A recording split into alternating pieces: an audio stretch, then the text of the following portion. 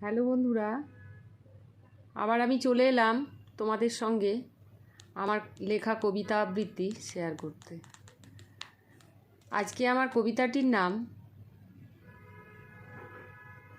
নিরাপদ মাতৃত্ব। কোন দিন নিয়ে লেখা?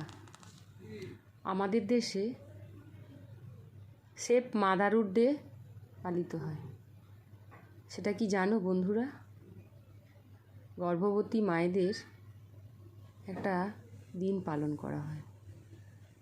সেই দিন নিয়েই আমি এই কবিতাটি লিখেছি। আজকে কবিতাটির নাম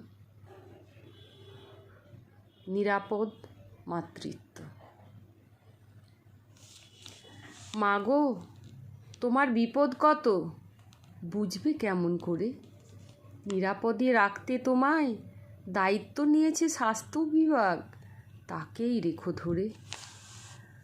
বোঝাবে তোমায়, শোনাবে তোমায় অনেক যত্ন নিয়ে, রাখতে তোমাকে সুস্থ সবল তোমার বাড়ি পর্যন্ত গিয়ে।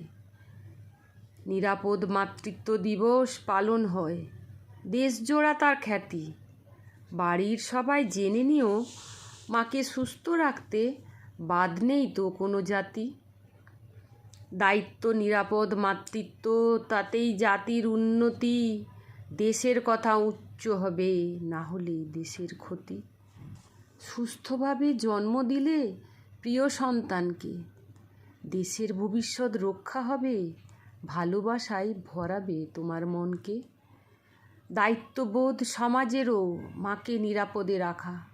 পৃথিবী জুড়ে রুখতে হবে সব মায়েদের ব্যথা। নতুনদের করতে বরণ, রাখতে হবে মাকে সুখে। দরাজ দিলে মানতে হবে, হাসি ফুটিও মায়ের মুখে। সফলতায় ভরিয়ে দিও গরিব মায়ের ঘর, নিরাপদ মাতৃত্বই হবে সমাজে সুখের কারিগর। কেমন হলো বন্ধুরা আমার লেখা কবিতাটির আবৃত্তি? তোমাদের ভালো লাগলে আমাকে জানিও। এখন আসি বন্ধুরা, নমস্কার।